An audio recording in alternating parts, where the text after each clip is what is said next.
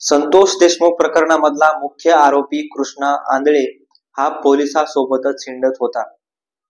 मित्रांनो, याच्याबद्दलची नेमकी माहिती काय आहे आणि ही माहिती मिळालेली आहे तर कुठून मिळालेली आहे आणि कृष्णा आंधळेचा शोध नक्की कधी लागणार हेच तुम्हाला मी आजच्या या व्हिडिओमध्ये थोडक्यात सांगण्याचा प्रयत्न करणार आहे।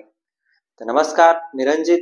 मित्रांनो, चॅनलवर जर नवीन असाल तर चॅनलला सबस्क्राइब करून टाका, कारण आपल्या चॅनलवर असेच वेगवेगळे विविध माहितीपूर्ण व्हिडिओज येत राहत असतात। तर मंडळी, आपल्याला माहित आहे संतोष देशमुख हत्याकांड प्रकरणामधील मुख्य आरोपी कृष्णा आंधळे हा अजून सुद्धा फरार आहे। कृष्णा आंधळेचा कुठेही शोध लागत नाही, मग तो पोलीस असो ना CID ला सुद्धा कुठल्याही प्रकारचा कृष्णा आंधळेचा धागादोरा सापडत नाही आहे। परंतु कृष्णा आंधळे हा पोलिसांसोबतच होता। कृष्णा आंधळेच्या पोलिसांसोबत बैठका व्हायच्या। कृष्णा आंधळे केज पोलिसाच्या आवारात संपर्कात कृष्णा आंधळे पोलिसांसोबत चहा सुद्धा पीत होता, अशा प्रकारचे आरोप हे झालेले आहेत। मित्रांनो, हे आरोप आणि या मागची जी आरोपची सत्याची बाजू आहे ते बऱ्याच प्रकारे खरी असल्याचं बोललं जाते। कारण कृष्णा आंधळे हा संतोष देशमुख हत्याकांड प्रकरणामध्ये आपण पाहिलं होतं, जे व्हिडिओज फोटो जे समोर आले होते ते व्हिडिओज फोटो काढण्याचा जो प्रयत्न केला होता किंवा जे फोटो काढून मोकारपंथी या व्हॉट्सअप ग्रुपवर टाकले गेलेले होते, तो कृष्णा आंधळे होता। त्या कृष्णा आंधळेने हे सगळं केलेलं होतं। परंतु कृष्णा आंधळे सुदर्शन घुले असो किंवा प्रतीक घुले असो यांच्या सोबत तो हिंडत होता ज्यावेळेस हे फरार होते।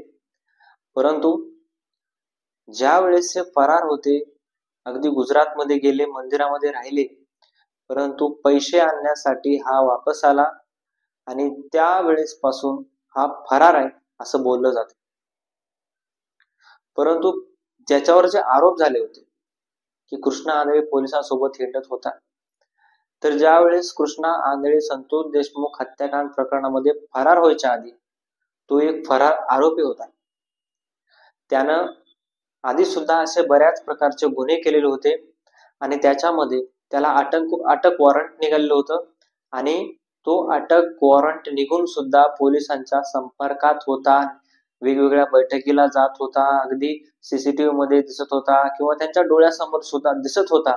अशा प्रकारचे आरोप एक प्रकारे धनंजय देशमुखांनी सुद्धा केलेले होते, आपण पाहिलं होतं।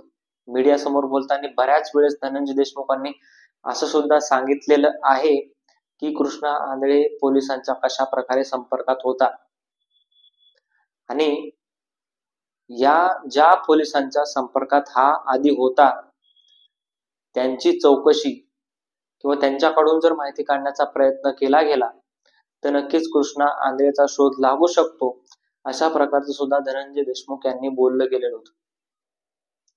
परंतु जे आजपर्यंत झालंच नाही, कृष्णा आंधळे हा आजपर्यंत सापडला नाही। आज कमीत कमी 4 महिने या प्रकरणाला उलटून गेलेले आहेत।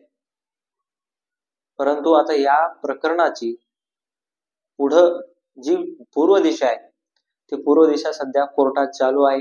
उज्ज्वल निकम हे या केसमध्ये एक अग्रेसर प्रकारे लढतायत आणि एक संतोष देशमुख यांना कशा प्रकारे क्रूरपणे मारलं गेलं याच्याबद्दल कोर्टामध्ये भूमिका मांडण्याचा प्रयत्न हा उज्ज्वल निकमाकडून आपण पहिल्या सुनावणीमध्ये पाहिला होता। परंतु आता या सगळ्या प्रकरणामध्ये पुढे काय होते आणि कृष्णा आंधळेचा शोध नक्की कधी लागते हे बघणं फार महत्त्वाचं ठरणार आहे। मित्रांनो, आता तुम्हाला काय वाटते या कृष्णा आंधळेच्या प्रकरणावर? कृष्णा आंधळे नक्की कधी सापडणार हे तुम्ही कमेंट बॉक्समध्ये नक्की सांगा आणि हो, भेटूयात नवीन व्हिडिओमध्ये। तोपर्यंत धन्यवाद।